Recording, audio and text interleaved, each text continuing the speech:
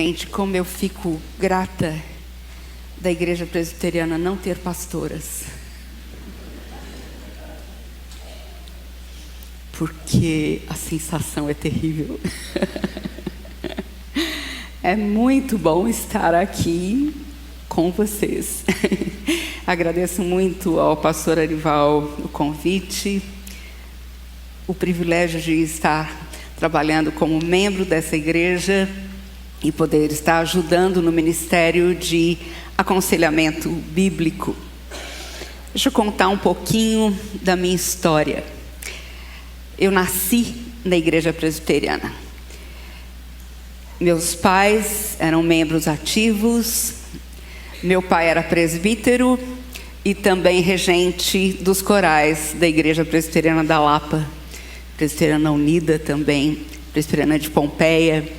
E minha mãe era regente do coral infantil. E eu sou sobrinha neta do reverendo Amantino Vassão, lá pastorzão da Catedral Presbiteriana do Rio de Janeiro.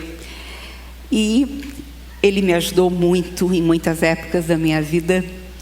Mas foi interessante porque mesmo tendo nascido num berço presbiteriano, cristão, frequentando, participando ativamente, eu não era convertida. Eu vim a aceitar Cristo como meu Salvador aos 13 anos, num acampamento da Palavra da Vida, através de uma missionária da PEC, a Sati. Sati é minha mãe espiritual. E quando eu aceitei a Cristo como Salvador, a primeira pergunta que eu fiz foi: Senhor, o que o Senhor quer de mim? Onde o Senhor me quer? E Ele me mostrou um campo missionário. Mas a ideia que eu tinha de campo missionário talvez seja que muitos irmãos e irmãs tenham ainda hoje. Eu me imaginava pegando um navio e indo para um lugar muito distante. Eu enxergava todos os familiares ali no porto falando tchau e abanando um lencinho. E falando assim: nossa, ela é tão espiritual. Ela vai para tão longe. E eu olhava e falava: não é comigo, não. Essa não sou eu. Mas a outra visão que vinha à minha mente era de um missionário trabalhando entre os índios, numa missão entre os índios. E eu enxergava uma barca, uma canoa, no meio do rio Amazonas, missionário raquítico, amarelo de malária, cercado por índios canibais, jacarés e piranhas. E a canoa estava furada. E eu falava: Deus, acho que o Senhor também não tem isso para mim, não. E daí eu falei: bom, se eu não posso nem ir para longe, nem ir para o campo missionário cuidar dos índios, então o que me resta é ficar na igreja quietinha, sentadinha, trabalhando em alguma coisa que Deus colocar à minha frente. E eu trabalhei com a diretoria da UPA, com a diretoria da Mocidade, mas quando eu entendi o que Deus queria na minha vida, as coisas começaram a mudar. A mensagem que eu preparei para hoje foi uma mensagem que Deus tocou o meu coração, porque durante muito tempo eu agia assim, frustrada por não ter ido para o campo missionário. E eu coloquei o título dessa mensagem de hoje como obesidade espiritual. Diagnóstico, consequências, prevenção e tratamento. É um tema diferente, não é? Existem muitas causas para a obesidade. Podem ser causas genéticas, causas de má alimentação, causas de falta de exercícios. Mas se nós não estivermos sempre vigilantes, nós corremos o risco de ficarmos obesos espiritualmente, inchados, mas sem um serviço, sem uma ação no mundo onde nós vivemos. E eu creio que nós todos temos que estar olhando as nossas próprias vidas, os nossos próprios corações e nos perguntando: o que eu faço com aquilo que eu ouço na minha igreja? O que eu faço com aquilo que eu leio na minha Bíblia? Como eu aplico isso no mundo de hoje, na minha vida, na vida dos meus queridos? Ou será que eu venho à igreja porque é um lugar bom, um lugar agradável, onde eu tenho muitos amigos, um ambiente saudável para criar os meus filhos, e eu me sinto em paz, porque eu fui à igreja naquele domingo, eu cumpri a minha obrigação. E quando tem alguma coisa muito especial, ainda eu vou como entretenimento também. Que triste, porque a erosão espiritual e a erosão de uma igreja não acontece de uma hora para outra. Nenhum casamento é feito para desabrochar num divórcio. O divórcio não acontece de uma hora para outra. Vão acontecendo pequenas coisas que vão danificando o relacionamento. Nenhuma árvore cai de repente. Ela vai apodrecendo e vai se definhando e de repente um dia cai. Mas é importante nós estarmos avaliando a nossa vida espiritual para que não corramos o perigo da erosão espiritual. Uma acomodação progressiva, uma apatia espiritual. Existe um livro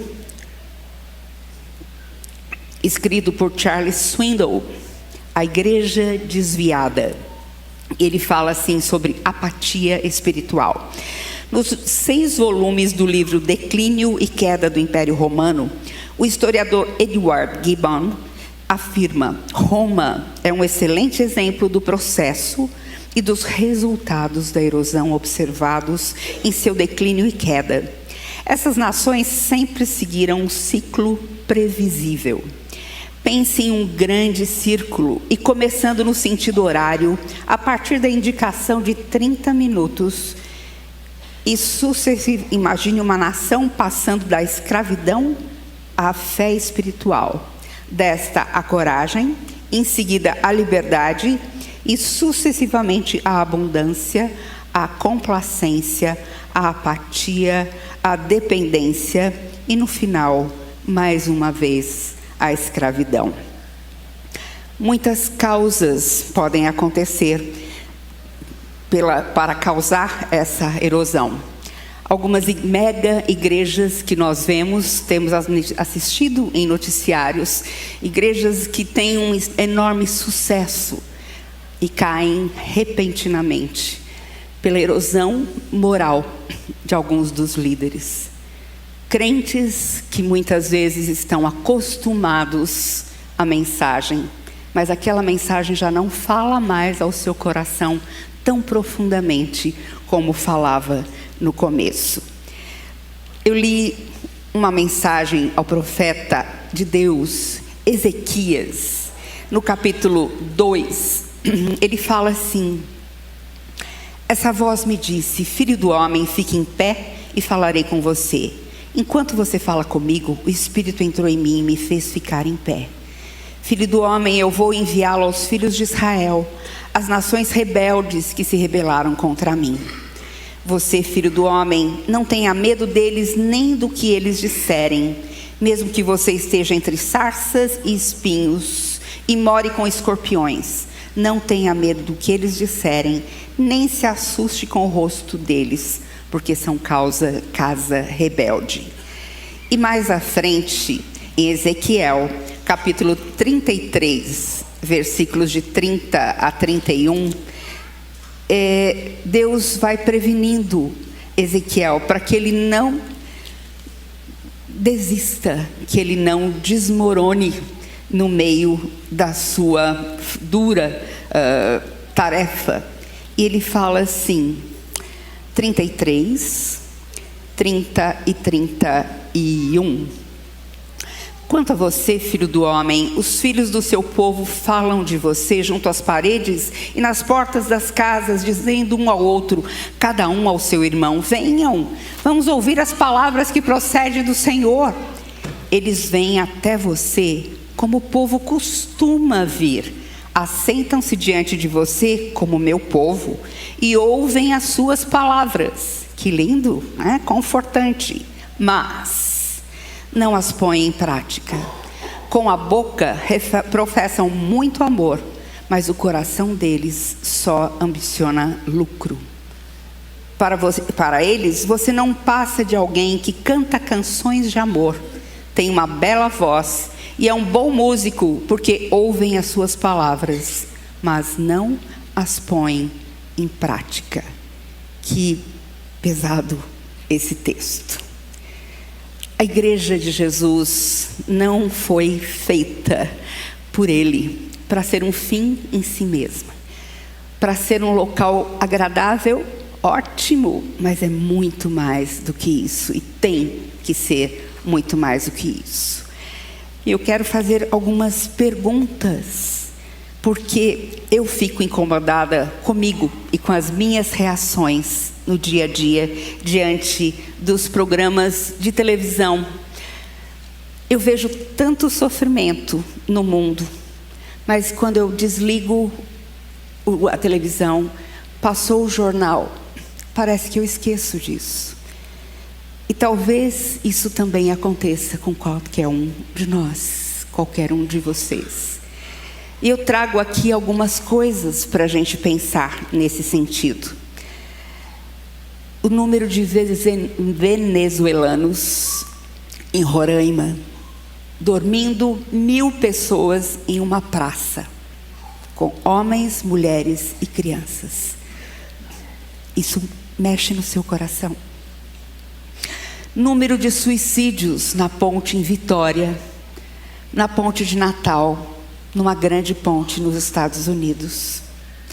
O número crescente de pessoas deprimidas e de jovens com ideação suicida e homicida, como nós vimos em Suzano há tão pouco tempo. Eu estava fazendo um curso de extensão universitária sobre bioética em questões de final de vida. Eu hoje lido dando cursos de cuidados paliativos e falando em congressos médicos sobre espiritualidade na saúde em cuidados paliativos, pois é isso que eu faço, dirigindo as nossas capelanias hospitalares. E o professor me chocou com uma notícia que ele trouxe da Bélgica. E ele falou assim, gente, na Bélgica está sendo discutida a autonomia do paciente, o direito que ele tem de escolher o que ele vai fazer da vida dele, porque a vida é dele. Então, vou contar sobre um casal de idosos que eles conversando, os dois com 80 anos mais ou menos, e um falou para o outro, nossa, se você morrer primeiro, eu vou ficar desolado, eu não vou saber o que fazer da minha vida. Que tal se a gente fizer isso de uma maneira romântica? E se nós dois morrermos juntos? Na Bélgica, você chega a um médico, você declara um sofrimento insuportável, seja ele de origem física, emocional, espiritual. O médico atesta isso e você pode passar por um aconselhamento. Eu falei, puxa, que bom, professor, tem aconselhamento. Então, mas daí eu resolvi perguntar, e como é esse aconselhamento? O aconselhamento é, eu quero saber por que vocês querem fazer isso. E vocês só respondam que vocês estão sofrendo muito pelo futuro, que possa vir a acontecer no futuro. E pronto, o médico lhes dá um atestado. Vocês saem dali e passam em um dos 200 postos de saúde para pegar o seu kit suicídio. Já vem um saquinho plástico com a receita e vem ali a seringa, a agulha e a quantidade certinha para a medicação. Não é impressionante? Não é terrível? E como isso está se alastrando pela Europa. Autonomia do paciente. O que nós estamos fazendo, como nós estamos reagindo a isso. Nossa pregação tem sido condizente com a nossa prática? Será que o sofrimento do outro nos incomoda? Em 10 anos no Brasil foram quase 120 mil suicídios. E no mundo, 10 milhões. Peguei uma manchete de jornal e diz assim: Japão, 30 mil suicídios por ano. Riqueza, tecnologia, mas vazio na alma. 30 mil suicídios por ano. E esses suicídios no Brasil, a média hoje é de 32 suicídios por dia. E sabe qual é a faixa etária mais atingida? 70 anos ou mais. E também jovens de 13 a 20 e poucos anos. Isso sacode você. Isso faz você pensar: gente, eu preciso fazer alguma coisa. Deus, por que a igreja não está sendo relevante nesse país? Por que nós não estamos fazendo alguma coisa para mudar essa realidade?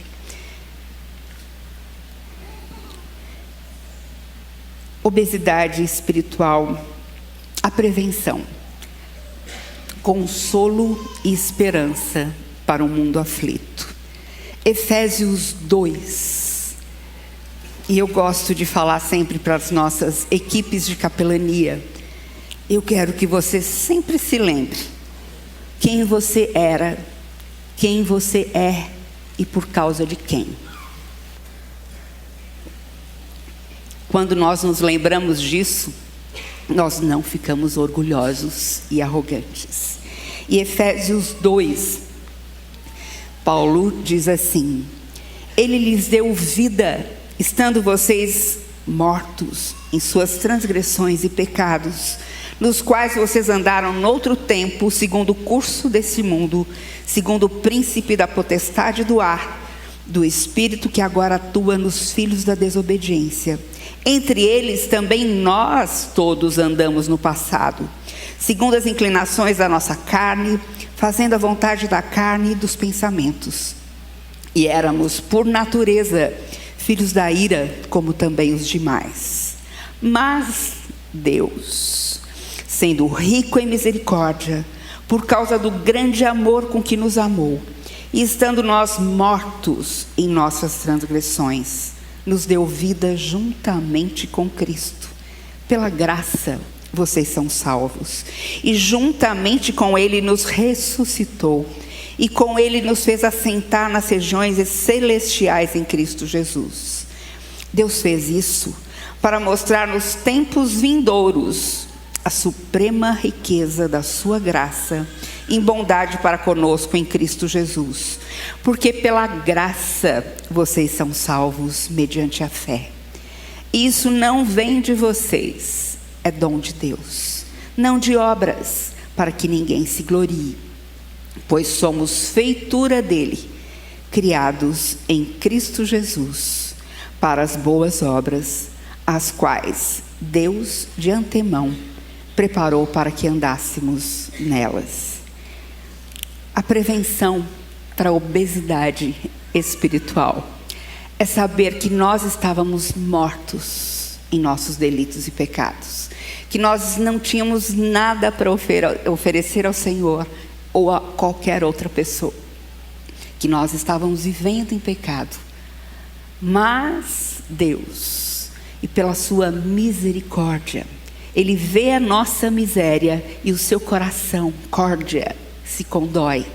E Ele vem ao nosso encontro na pessoa do seu Filho Jesus, que vive entre nós, que experimenta todas as tentações possíveis sem cair em nenhuma delas, e que dá a sua vida numa cruz, para que tenhamos vida, tenhamos perdão, tenhamos a certeza de que vamos morar com Ele no céu.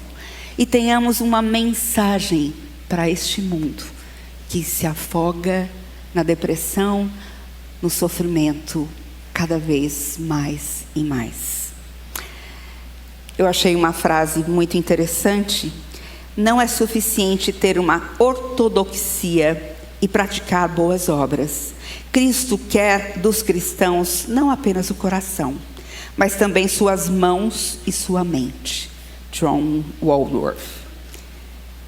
A palavra de Deus traz consolo para a nossa alma. A palavra de Deus nos ensina. Vejam 2 Coríntios 3, versículos 16. Diz assim: toda a Escritura é inspirada por Deus e útil para o ensino, para a repreensão, para a correção, para a educação na justiça, a fim de que o servo de Deus seja perfeito e perfeitamente habilitado para toda boa obra.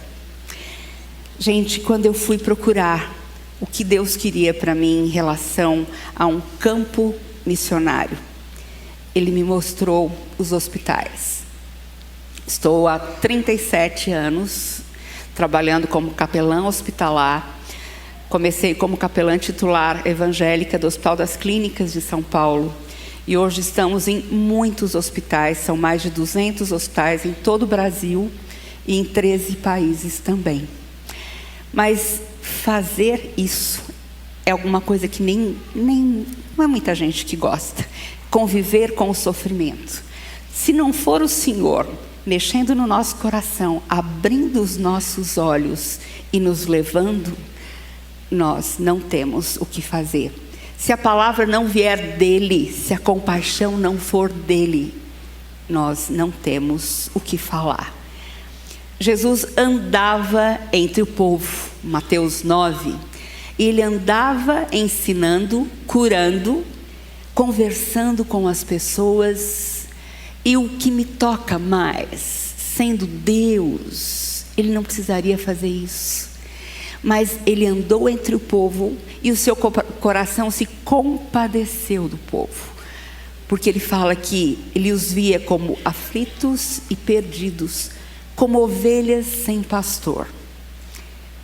E como é verdade, o nosso povo está passando por essa mesma situação. Eu me lembro que, trabalhando na psiquiatria do HC por 22 anos, um dia encontro uma paciente e ela pede socorro com os olhos em primeiro lugar. E ela fala assim: olha, eu já fiz todo o tratamento aqui. Faz anos que eu faço tratamento, tomo muita medicação, faço terapia, mas até a eletroconvulsoterapia, o ECT, não deu resultado. Eu fiquei internada até abril, saí, voltei em dezembro, porque nada mais pode penetrar a minha alma, pode restaurar a minha alma. E o Salmo 19 fala que a palavra de Deus é perfeita e restaura a alma. Como foi importante em todo aquele tempo trabalhando ali, fazer os relatos de aconselhamento bíblico no prontuário médico dos psiquiatras. Participar das reuniões de discussão de caso com eles e mostrar o que Deus estava fazendo na vida daquelas pessoas. E eu me lembro que quando a gente não tinha como ir lá, porque eram 7 prédios do complexo HC, não tinha como ir lá todos os dias, alguns pacientes pediam que a enfermagem trouxesse os pacientes, alguns deles, até a nossa sala de capelania.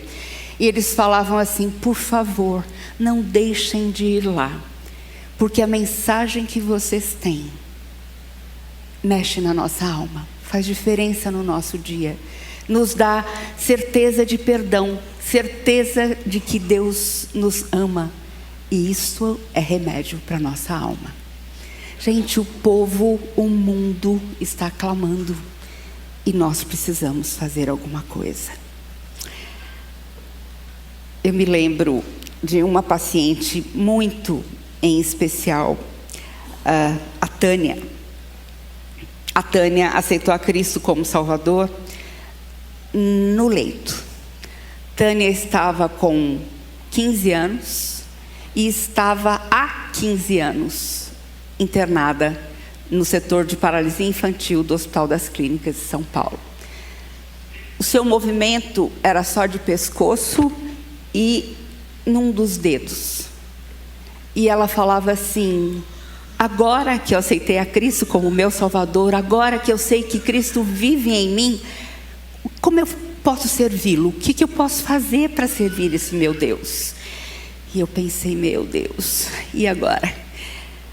Totalmente presa numa cama, como ela pode servir a Deus aqui? E eu falei, Tânia, o que você consegue fazer? Ela falou, olha, se colocarem uma caneta no meu dedo e colocarem a minha mão aqui em cima da minha cabeça, eu consigo, com movimentos e trazendo a caneta para cá, e se colocarem um papel aqui do lado, eu consigo escrever com a boca. Então eu falei, já sei. Tânia, você vai escrever versículos da Bíblia, que nós vamos recortar em tirinhas de papel colorido. E nós vamos colocar num pote de acetato e vamos distribuir para os outros pacientes no hospital. Gente, ela ficou tão feliz da vida. E nós começamos a fazer isso. Aquela letrinha bordada. E quando eu falava para o paciente, depois de conversar com ele, depois de dar ouvidos a ele, eu falava, olha, eu quero que você tire um versículo daqui. E eu quero contar para você quem escreveu esse versículo. A missão estava completa. Que trabalho mais lindo Deus fez através da vida da Tânia naquele hospital. Eu me lembro de um dia que eu cheguei num pronto-socorro e tínhamos numa enfermaria 16 leitos. E eu tinha que coordenar o trabalho com o coral no prédio da ortopedia. Mas eu cheguei mais cedo, fui dar uma olhada no pronto-socorro e depois ia correr para lá. Quando um rosto chamou a minha atenção. Eu fui direto para aquele lado, para aquela maca. E olhei para a moça e ela estava com os olhos vermelhos de tanto chorar. E eu tentei conversar com ela. Ela falou, não quero falar nada, não quero falar com ninguém, estou brava. Tudo bem, mas eu posso te dar um versículo. Você pode escolher um versículo desse pote? E ela tirou esse versículo. E voltou a falar, não quero conversar. Tudo bem, fui embora. Voltei no dia seguinte e ela estava em outra parte do pronto-socorro. E aí ela estava aberta para conversar. Ela falou assim, deixa eu contar para você. Eu vim de um centro de Umbanda. Eu recebi os espíritos. Mas um dia, meu irmão aceitou a Cristo. E ele me levou para a igreja dele. E ele falou, você está em lugar errado, sai dessa. Vem comigo para a igreja. E ela foi uma vez, mas falou, mas é muita coisa, de manhã, à noite, coral e tal. Voltou para a Umbanda. Mas Deus falou tão forte com ela, que ela falou para a mãe de santo, eu estou saindo. E a mãe de santo traçou um risco com giz no chão e falou, se você passar dessa linha, você está morta. Ela foi, passou, voltou, arrebentou tudo no centro espírita. Só que a partir daquele dia começaram a acontecer problemas estomacais e ela passou por uma porção de médicos, uma porção de tratamentos e nada dava resultado. E o grupo espírita visitando-a continuamente e falando para ela voltar. E naquela noite anterior, ela ficou tão ruim, tão mal, que ela falou, tá bom, eu vou voltar. E ela fez um último pedido, Deus, se você existe, fala comigo, porque senão, essa semana eu volto. E ela ficou tão ruim que teve que ser hospitalizada. E ela falou assim, quando você apontou na porta do pronto-socorro, eu olhei para você e falei, ela tem alguma coisa diferente. Deus, se o Senhor for falar comigo através dessa pessoa, o Senhor vai ter que fazer com que ela venha até mim e não fale com nenhum outro paciente. E você veio e não falou com mais ninguém. E daí eu não estava afim de falar mesmo. Só peguei aquele papelzinho enroladinho. E daí você saiu e não falou com mais ninguém.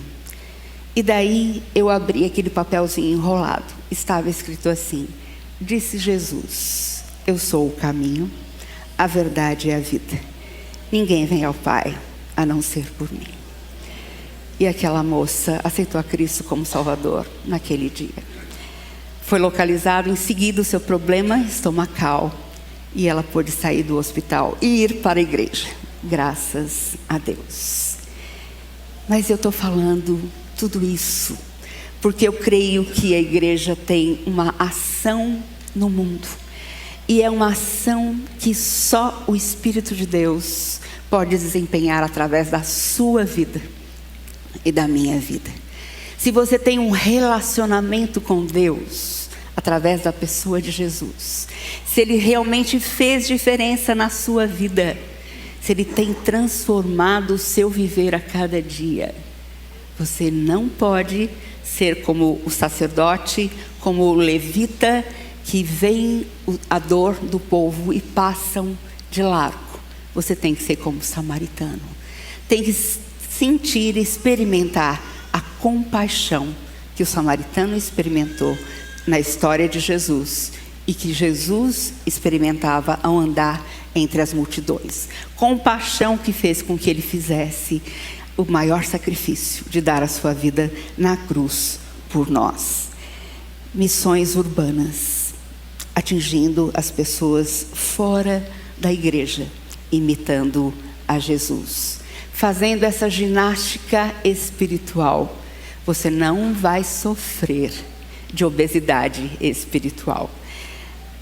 Um bom tratamento é alimentação correta, Bíblia e a palavra de Deus e oração e exercício, prática das boas obras, porque foi para isso que o Senhor nos criou. Eu quero só contar para vocês um novo desafio. E depois eu quero passar a palavra para o Mazinho. Nessa semana passada, eu estava meio frustrada de novo. As capelanias todas nos nossos hospitais andando super bem. Boas lideranças, bons voluntários, tem muitos daqui da nossa igreja que fazem parte, fazem minutos com Deus, devocionais com os profissionais da saúde. Em um dos hospitais só nós atingimos 450 profissionais da saúde por semana com devocionais. Visitando os pacientes, fazendo uma porção de coisas. Eu falei: Deus, acho que a minha obra já está completa. Ou eu vou criar neto, ou o Senhor vai me levar, porque está muito sem graça, está tudo resolvido. Para que a gente fala essas coisas, né? Então, daí o Arthur, da PECOM e da TV Mackenzie, ele me passa um WhatsApp. Eleni, eu tomo ônibus fretado para Campinas todos os dias. E nesse ônibus estão ali 2 diretores de metrô. Um diretor de operações e outro diretor internacional. E a gente estava conversando e eles falaram que eles não sabem mais o que fazer com o número de suicídios nos metrôs de São Paulo. Tem o CVV, mas o CVV só pode ouvir, não pode falar absolutamente nada. E muitas vezes eles estão treinando, vou fazer um curso com os bombeiros essa semana ainda sobre isso, porque eles estão treinando todos os funcionários, o pessoal da segurança, para observar. Eu fui ao centro de controle do metrô, ali na Estação Paraíso, e é uma coisa linda. E todas as câmeras ali, mirando em cada pessoa que entra no metrô. E eles estão avaliando os semblantes, a ideação suicida, se é perceptível ou não, porque eles acionam uma pessoa que vai lá de imediato para impedir aquela pessoa, que muitas vezes ele consegue fazer isso. Mas esse diretor desse setor falou assim: a gente consegue muitas vezes pegar a pessoa, mas o que nós vamos fazer com ela em seguida? Nós a encaminhamos, pedimos que ela procure um centro de saúde mental da prefeitura ou do estado. Ela vai? Duvido. Então, o que nós precisamos é de uma capelania. é de conselheiros. Gente, o nosso desafio é esse agora. Não deixar que todas as nossas capelanias hospitalares fiquem para trás. Já estão fazendo um bom trabalho. Mas desenvolver um projeto que estamos desenvolvendo com a ajuda da PMI, consultoria deles, e muita gente boa está entrando junto, inclusive Mazinho, para nos ajudar a organizar todo esse serviço. Porque era mais fácil ficar em casa, tranquila. Mas o amor de Cristo constrange o meu coração. Ele tem colocado em mim a compaixão dele por essas vidas. E a cada dia Arthur me escreve contando: hoje um funcionário cometeu suicídio. Ontem foi uma pessoa com doença mental andando nos trilhos e uma adolescente que se jogou e se arrependeu. Daí ela deitou no meio dos trilhos e o metrô passou por cima, mas conseguiram salvar a vida dela. Quantas pessoas estão sofrendo ao nosso redor? Quantas pessoas? E a minha pergunta é: o que você vai fazer? Se você experimentou o amor de Cristo, se Ele é o seu Salvador, se Ele lhe deu a certeza do perdão dos pecados, certeza de que você tem paz com Deus, tem a certeza da vida eterna, você tem que contar isso para todo mundo. E tem muita gente pertinho de você, no seu trabalho, na sua vizinhança, na sua família, na loja onde você vai fazer compras, que está necessitando tremendamente do amor do Senhor. Eu escrevi para a Sociedade Bíblica do Brasil esse livreto, conversando com a pessoa que está pensando em suicídio. O nome dele é Escolha a Vida. E eu creio que é um instrumento, dentre muitos que nós podemos estar usando, para salvar vidas, porque Deus nos colocou aqui para continuarmos a nossa missão. Ele nos capacita para isso e nos desafia a não sofrermos mais de obesidade espiritual, mas colocarmos em prática nas boas obras que Ele nos preparou para que andássemos desde antemão. Mazinho, por favor.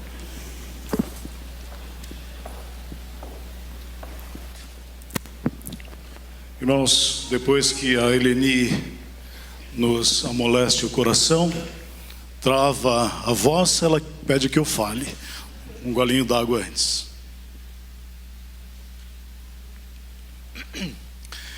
Esse trabalho de capelania tem sido desenvolvido já há 37 anos, como ela falou. Eu tive o privilégio de ser convidado para trabalhar nesse projeto, e é um projeto extremamente grande, tem uma amplidão inimaginável. Eu comecei a entender um pouco e vi que, olha, são muitas pessoas. Em 2018, foram mais ou menos 420 mil atendimentos em hospitais. São mais de 200 pessoas trabalhando em capelania hospitalar. São mais de 3 mil pessoas envolvidas no mundo. Mas a necessidade ainda é grande, porque a demanda é gigante. E além do socorro, do amparo, o projeto de capelania, ele envolve a questão dos cursos de capelania hospitalar, os minutos com Deus, atendimento no posto de atendimento, acolhimento no posto de atendimento, artesanato, assistência pós-alta, música nos hospitais, parceria. E aí, para isso, nós temos várias equipes envolvidas, mas ainda assim há uma demanda além daquilo que nós fazemos e podemos fazer. E o objetivo de nós falarmos aqui um pouco hoje nós precisamos de mais pessoas engajadas.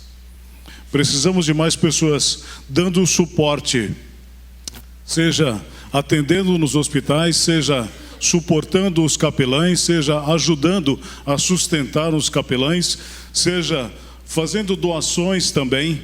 E aí nós temos projeto de parcerias com suporte financeiro, mas também um projeto de parcerias profissionais. Você que é um profissional, seja em que área for, pode ajudar.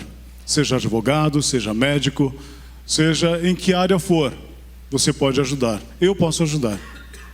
Dentro das nossas qualidades, dentro das nossas limitações, que Deus conhece cada uma das nossas limitações, Ele pode nos usar. Independente da sua idade, independente do seu nível de educação, independente da sua capacidade profissional. O Senhor pode nos usar, cada um de nós, e pode nos capacitar. O trabalho de capelania envolve também treinamento e capacitação de pessoas. E o que nós precisamos agora, com esse novo projeto do metrô, é ampliar o projeto de capelania. E nós precisamos de recursos materiais para auxílio das pessoas que necessitam de ajuda, kit de socorro, kit de higiene, tem os lembrancinhas que nós distribuímos para as mães, para os familiares, acolhendo os parentes dos enfermos. Todos esses precisam de ajuda e nós podemos ajudar de alguma forma. E nós estamos pedindo ajuda. Seja se envolvendo pessoalmente nesse projeto, aí vocês podem nos procurar também ao final do culto e dizer: eu gostaria de participar de alguma forma, ou eu gostaria de doar, eu gostaria de contribuir mensalmente com R$20, R$50, R$100, eu gostaria de participar de alguma forma, de me envolver, de me engajar. Nós, como igreja, não podemos viver na apatia do mundo. Precisamos nos engajar na obra de Cristo. E Efésios diz que nós não somos salvos pelas obras, mas nós somos feitos para as obras. E nós precisamos trabalhar, não é? Não ficarmos simplesmente no conforto do banquinho gostoso, com ar-condicionado, não é? É muito bom ficar aqui dentro, mas lá fora tem muita gente precisando da gente. Não é? Nós não podemos nos limitar aos muros da igreja, mas precisamos olhar lá fora o que está acontecendo, quem precisa de ajuda e quem nós podemos ajudar. E nós podemos. Nós podemos. Não ponha na sua cabeça: eu sou incapaz, eu não posso. Sim, nós podemos. Não é falar que nem Barack Obama: yes we can. Não. Yes we can. Sim, nós podemos. E nós podemos fazer muito mais do que imaginamos quando nos colocamos diante de Deus e falar: Senhor, usa-me para os teus propósitos. Usa-me para ajudar quem precisa de ajuda. Usa-me porque tem gente precisando de mim e eu não sei como ajudar. E nós precisamos disso. Então, esse projeto de capelania precisa da nossa ajuda. Nós, como igreja, nós precisamos nos envolver com isso. Antes que seja tarde. As estatísticas só crescem. O número de pessoas se suicidando só aumenta nas estatísticas. E nós não podemos nos acostumar com isso. Não podemos ser o sapo na panela de água quente, né? Que vai aumentando a temperatura e nós nos conformamos e nos ajustamos. E morremos queimados. Nós não podemos fazer isso. Temos que acordar e agir. E Deus nos chamou para as boas obras. E Ele me chamou para ajudar. E nós juntos contamos com vocês. Contamos com o engajamento da igreja, contamos com o engajamento de cada um, dentro da sua possibilidade, dentro da sua condição. Mas procure-nos depois do culto. E nós vamos continuar esse trabalho. E agora com o projeto do metrô, nós demos o nome que é colocando a vida no trilho certo. Não é? E a vida não pode ser aquela luz no fim do túnel que é o trem. Não, a luz é Jesus. Então nós temos que buscar e ajudar essas pessoas a colocar a vida no trilho certo. Não é? E eles precisam de ajuda. Alguns não sabem como pedir ajuda, mas nós sabemos como ajudar cada um deles. E podemos ajudar. Então que Deus abençoe, toque no seu coração e que você contribua, participe como puder. E se achar que não pode, ore a Deus. Dobre os seus joelhos e: Senhor, mostra-me como ajudar, como me engajar, onde, o que fazer. E certamente o Senhor responde. E responderá a cada um de nós, como tem chegado ao nosso coração. Que o Senhor nos abençoe. E que nós sejamos vasos de honra para o Senhor, aqui dentro e lá fora também. Que a nossa missão urbana não se limite aos muros dessa igreja. Amém? Deus abençoe. Obrigada, obrigada, amém.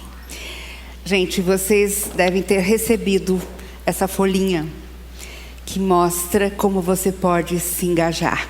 Então, só mirar aqui o seu celular no QR Code e você vai entrar já na ficha de inscrição.